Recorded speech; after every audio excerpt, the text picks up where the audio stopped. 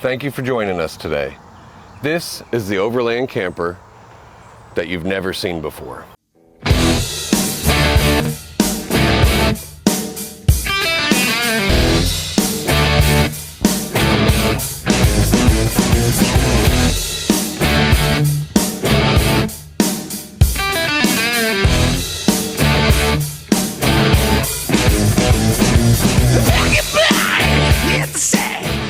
I'm Nick and this is my son Tristan. And together we've been building the most capable overland camper. And today we want to show you everything about it. I figured we should start out by telling you how we built it and what it's made out of. We built it out of an old M101 Army trailer. From here down is an original Army trailer. When we bought the trailer, somebody had already welded toolboxes on it from here to here. We wanted to buy a trailer because we just wanted a way to haul Tristan's four-wheeler. Our intention was never to build an overland camper, but it happened anyways. My dad wanted to teach me how to do everything on how to make a camper, such as fabricating, welding, and electrical. I talked to my wife and she said it was cool if we together tried to build an overland camper. We didn't even really know what that was. So we just decided to start making the strongest, most capable, most power available, and most comfortable overland camper we could dream of. But what did it have to haul? My four-wheeler. But it also needed to be able to haul a four-wheeler if we wanted to. The entire structure is built, well, framed out of 1-inch box tubing. And I did some of the welding. If you want to see exactly how we built it, go onto our channel, look at our playlists, and it's all documented in there, and you can see a bunch of the stuff that Tristan has done. Please make sure to like, comment, and subscribe to our channel. We really appreciate it. It has an interesting shape to it, and as far as I can tell, everything I did was on purpose. It has a very unique shape to it, and I did that so that we could make the roof out of one solid piece of aluminum so there weren't any seams to leak. So it's 4 foot wide at the top, 8 foot long. But it needed to be wider than that at the bottom, or at least above the toolboxes. Why wouldn't we have just stopped it at the toolboxes? Because this camper has a king-size bed in it, and a king-size bed is wider than the toolboxes. But we'll get to that in just a minute. As we move through the video, the shapes on the outside will make more sense when you see the inside. Starting at the top, you can see our Max Air 12-volt exhaust fan, and right behind it are two 100-watt Renogy solar panels. And then on the back of the camper is our out-equipped 10,000 BTU air conditioner with heat. If you have any questions about adding air conditioning to a camper, please drop a comment and I'd be glad to help. I've learned so much about it in this process. What's your favorite part of the outside of the camper? Is it the toolboxes? No, it's the solar awning. The solar awning, how does that work? You just unlatch it and it'll flip up. It's all made out of aluminum box tubing. And there's two solar panels inside. This front edge is covering the solar panels so that way rocks kicking up off the truck don't break them as we're driving down a trail. One of the mistakes we made during our construction was not leaving enough room for solar panels. I thought we were going to be able to fit 3 up on the top, and we weren't. It turns out we did something even better. We made this suitcase-style solar awning.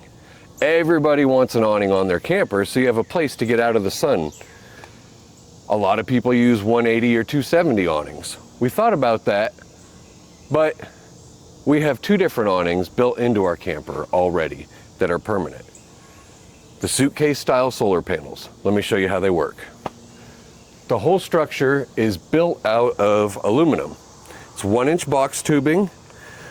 I'm not a very good aluminum welder, so we used a spool gun to weld it together, gusseted the corners, and mounted 3 solar panels on it. So to set it up, all you have to do is undo the buckles at the top and bottom, and it has these hydraulic gas rods that give you a hand doing it. To give you a little extra support, in our front compartment, which is also secured by the solar panel,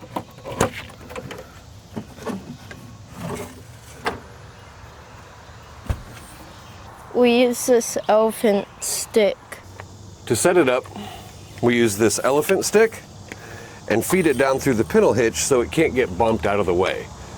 The point of it sits right in a pocket that we placed in the top of the solar panel. So you stretch it out, tighten it up, and now it's done. This part over top of the front of it now becomes the top and structure for our outdoor shower. Once you've deployed the awning, plugged it into the camper, the next step people forget about. You should always have a circuit breaker on all your solar panels. Go ahead, Tristan. Also in our front storage compartment is all of our plumbing. Why do you have plumbing in such a small camper? Because this small camper also has a full kitchen. If you're gonna have a full kitchen, you need a sink. If you need a sink, you need a pump. If you need a pump, it has to pump water. Where do we keep our water, Tristan? In our water tank. That's right, we have a 17-gallon tank built into the front of our camper. One problem is, if it ever ruptures, you'll never be able to get it out. We would have to cut the side off and put a smaller tank inside of this tank because we placed it there while we were building the camper. And if you want to see how we did that, go back to our playlist. When building something as compact as possible, it's important to use every square inch of space, but still leave yourself room for future stuff. Up here, in the top of this compartment, is a 125-watt converter. A converter converts 110 electric into 12 volts to charge batteries or run any of your 12-volt appliances. Let me show you where our batteries are.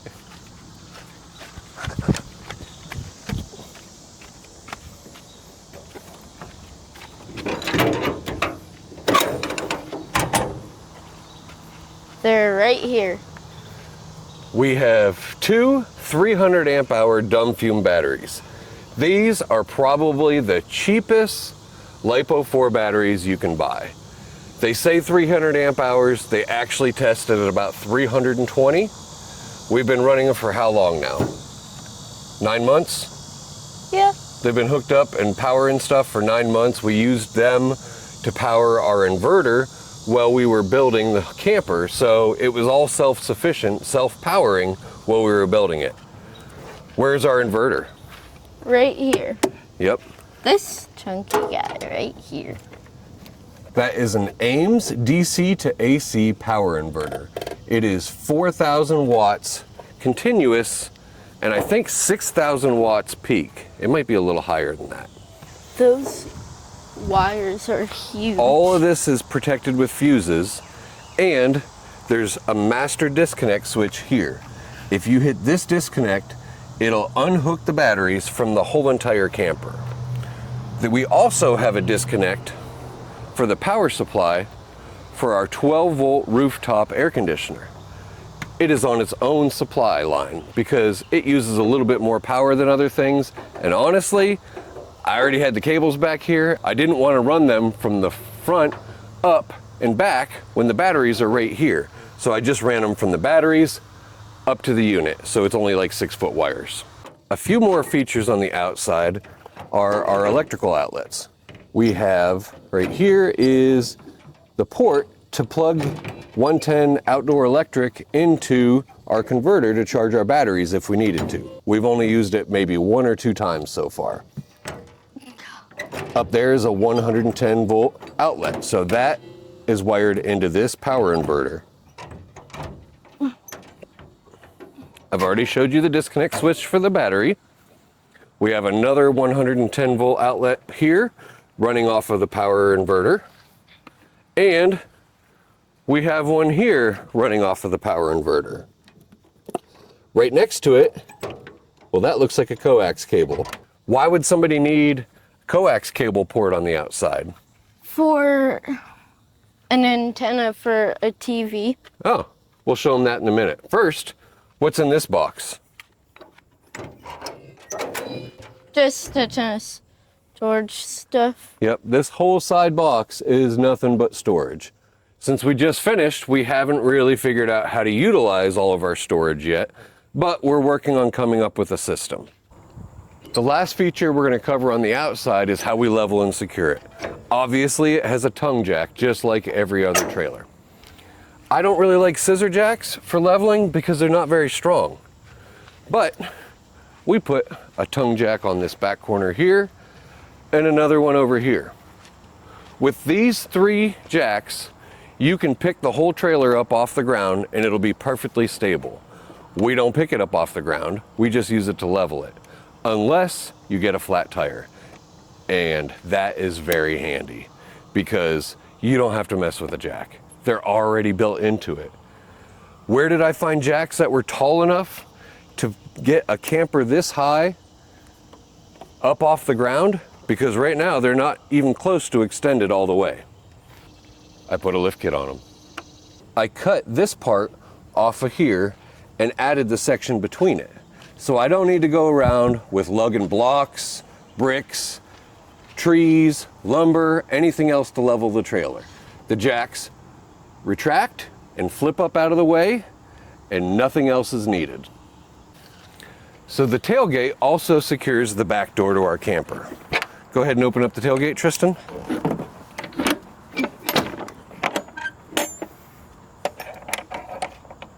Ready? Okay. Unhook the chain on the right. There you go. All right, now you have a step platform outside of your door. You just pull here.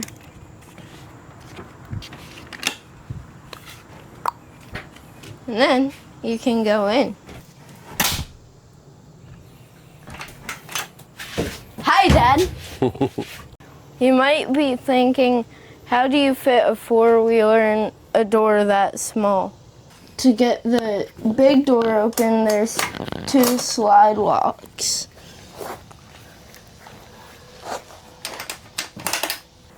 After the slide bolts are undone, you shut the man door.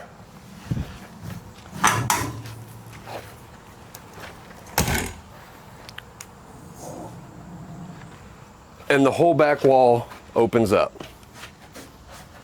Remember I said 2 awnings? This would be the second. You might be thinking, why would you make it flip up in the air? 1, so we had more shade. 2, look at the snake.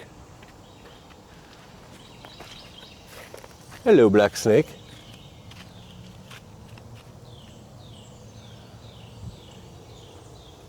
If you see a black snake, let it live.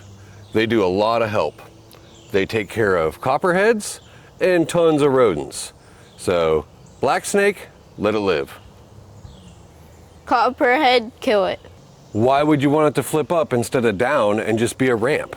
1, if we were gonna make this a ramp that a four-wheeler and a person could ride up on into the back of the trailer, it would be really, really heavy to be able to be strong enough for that. 2, it gave us an extra awning out of materials that we already had. We're trying to keep this thing as light as we can possibly keep it. So once you have the awning up, you can put the ramps on and drive the four-wheeler up in, just like this. Or out, just like this. The whole camper is insulated with 1-inch dense cell foam. The inside is all skinned in aluminum sheets, just like the outside. The foam works great when paired with our out-equipped rooftop 12-volt air conditioner. And up in the front, we have our Max Air electric fan. Before I mentioned that this had a king bed and there were some shapes that were important to the outside design. So you can see now the bed starts all the way over the edge Tristan's gonna go ahead and put part of the king size bed down for you right here.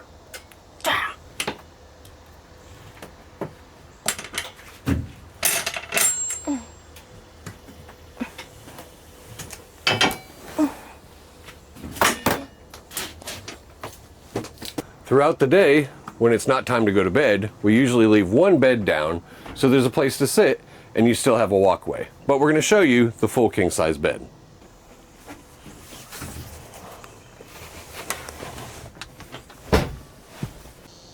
And now there's a king size bed.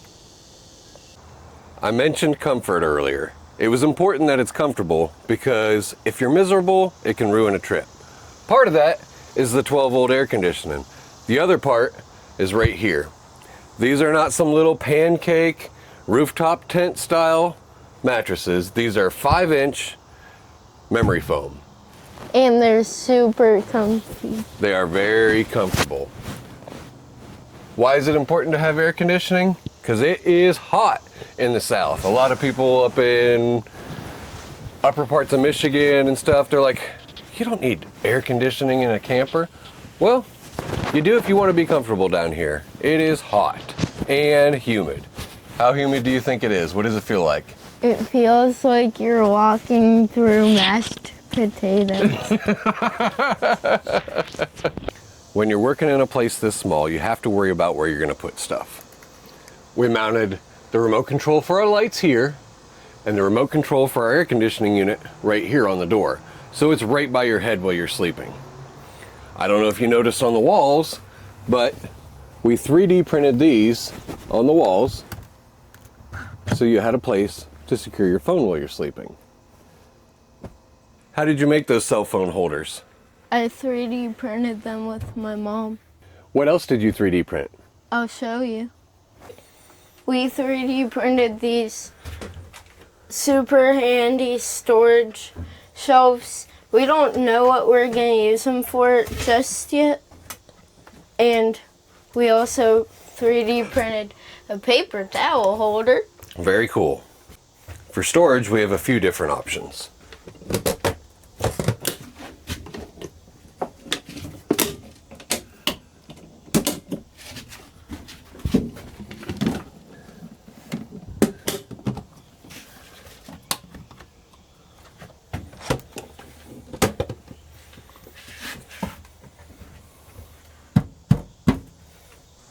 I told you earlier we had a full kitchen. Let's show them.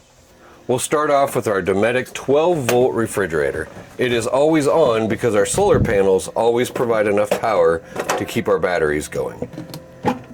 With a freezer up top. Speaking of up top, what's above it? Our microwave. Our microwave is one of the few things that runs off of 110 volts. And then right next to it is our fire extinguisher, because right below the fire extinguisher is our gas stove. Yep, our gas stove top, and right next to our gas stove top is our folding sink. So you mentioned folding. Why is it important that everything folds? So that when you're not using it, you can have more counter space, because it's not very big in here. And we put these latches on the top to help secure the lids so nothing accidentally falls while you're cooking. So I showed you the Max Air fan on the front of the camper. Right below the front of the camper is where we put our stove. You want to get all the smells from cooking and smoke back out as fast as possible. So this thing will clear it out in a hurry. We mentioned antenna on the outside. It's because TV on the inside. I don't know how big that TV is, but 43 inch. Apparently it's a 43-inch TV. It's mounted very securely to the wall, but I still put RV style straps on there in case maybe the back of it would break. You don't want it to come crashing down. So the RV style straps should be able to hold it if the mounts on the back of the television broke. To the right of the television, we have our 110 volt fuse panel. To turn it on, we have a remote control for our Ames power inverter. Now it's on. We have our microwave, our inside outlets, our outside outlets, and a main fuse on 110. What works now that that's on? The television and Tristan's favorite outlet. I just thought that little pop-up outlet was fun, so we stuck it in there. But most everything runs off a 12 volt. Right there is our switch panel that controls power to our fans, our water pump, our interior lights, exterior lights. This would be the switch to turn on the interior lights with a dimmer panel. This back here is just a future switch in case we want to add anything. These knobs control the other cabin lights. You can see behind, those are all dimmable as well. So if you want just a little bit of lighting, you could turn those on really dim. And it looks really cool at night. It does look cool. Earlier, I mentioned every part of your solar system should be protected by a fuse or circuit breakers. So we have a circuit breaker for the 2 panels on the roof back behind the microwave. And then I showed you the one for the 3 on the front awning inside the front storage compartment. And this one goes from the output side of our Renogy Rover 40 amp charge controller to the battery source. So everything is protected on every leg of the system. Also behind the microwave are relays and fuses for all the various 12 volt systems. If you pay attention to some of our videos on our playlist for building the camper, you'll see exactly how we did all the relays and fuses, and it's a really cool setup. On the floor, we haven't really decided what we're gonna do yet, because I wanna do a rubber mat. But since we'll haul the four-wheeler in it, we have welded some heavy-duty D-rings in various different places on the floor. And you can tell by the dirt on the floor, we have had the ATV in here. One of the cool features I have in the elevated jacks on the camper is if we haul the ATV, we can put the back ones down, the front one up very high, tilt it, and just rinse the floor out. Generally, we won't be hauling the ATV because if any of you have an ATV, you know, other than a few places, it is really hard to take your four-wheeler anywhere to go ride. Which sucks. So as you can see, the camper's not 100% done, but it's really close. We've got to take it on 2 trips so far. 1, we went to a state park, and 2, we went to a remote off-grid location to where we were just running on solar the whole time. And we both had fun. Yep, Tristan got to bring his four-wheeler, so that was interesting. That's where all the dirt came from that's on the floor now. So, thanks for sticking with us this far in the video. I wanted to show it to you because I thought maybe you might have a couple suggestions for us. So please subscribe, like, and comment to let us know what you think we could include in our camper. I've had ideas about putting a black stone on the outside of the camper for cooking because I have plenty of propane and I know how to make an arm that would swing out from underneath the front storage area that I could put the stove on, but I'm not really sure how or where I would store the stove. I think if it's too difficult to get it out, I just end up not using it. So I want to make it quick, fast, and easy, but I have to be mindful about space because we don't have a lot. Thanks for watching. I'm glad you came to view it with us. Until next time, bye. Bye.